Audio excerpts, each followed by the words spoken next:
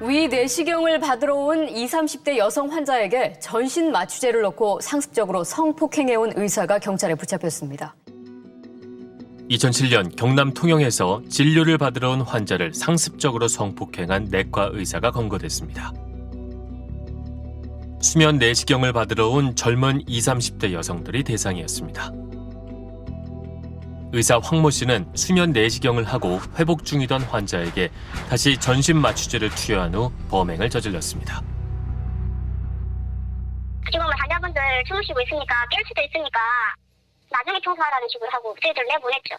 사무실 압수하는데 서랍에서 나온 게 빈병이 한 50여 개 나왔죠.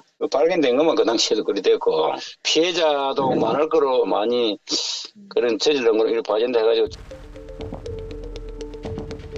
그는 어떻게 됐을까? 당시 사건이 있었던 곳엔 지금도 병원이 들어서 있습니다. 혹시 여기 2007년에 그러니까 이원이라고 이 자리에 있었다고 하는데 지금 그분 나가고 아마 들어온 것 같아요. 이후의 소식을 알고 있는 사람은 없을까? 2층에 황내과 이원이라고 있었다는데 혹시 알고 계시나요? 알죠. 그 사건 이후로 병원이 바로 문을 닫았나요? 네. 그래가지고 그물도 끌고 갔어요. 지금 물 끌고 밥이 이후에 어디로 가셨는지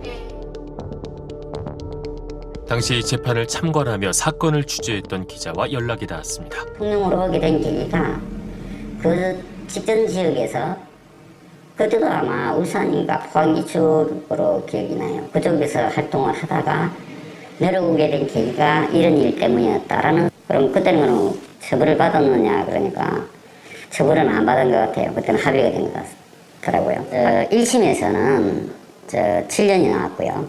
2심에서는 5년이 나왔습니다. 2년을 줄였더라고요. 그래서 최종 확정된 행기가 5년으로 알고 있습니다.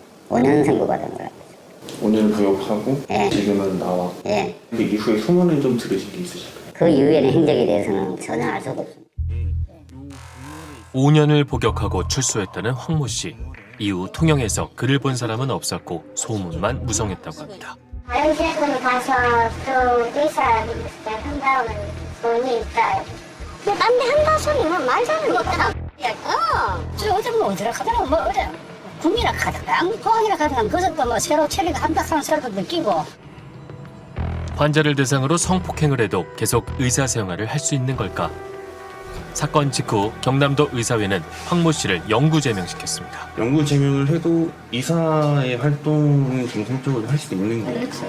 의사협회에서 할 수 있는 건 우리 회원으로서 제명이지 우리는 그 사람의 면허를 갖다 취소시킬 수 있는 권한은 없어요. 의사협회는. 의사회 영구 제명은 학교나 연수 등 회원에게 주어지는 혜택을 받을 수 없는 것뿐이라고 합니다. 의사사회에서 성적이 그러죠. 근데 그렇다고 해서 뭐 의사 못하는 거 아닙니까? 다음부터 자기가 또 다시 재심 신청을 해가지고 중앙윤리위원회에서는 대원거리가 3년을 받았을 거예요. 현행법상 의사는 살인, 성폭행 등의 강력 범죄를 저질러도 면허가 취소되지 않습니다. 그의 행방을 찾아 나선 지 일주일째. 황모 씨로 추정되는 의사가 근무 중이라는 병원을 찾을 수 있었습니다. 선생님이시라고 네네. 나이스 있으세요? 근무하고 계신 분이시죠? 병원 홈페이지에서도 확인할 수 있었습니다. 오늘 근무는 아니시고요. 언제부터 좀 근무를 하셨었나요? 근무는 돈 1년 다 돼가시죠? 원래 여기 계시다가 다른 데 가셨다가 오신 거거든요. 뭐 어떤 걸 담당하시는지. 주치의죠? 여기 주치의로. 네. 여전히 문제의 의사는 환자들을 진료하고 있었습니다. 환자들은 그의 성범죄 전과를 알 길이 없습니다.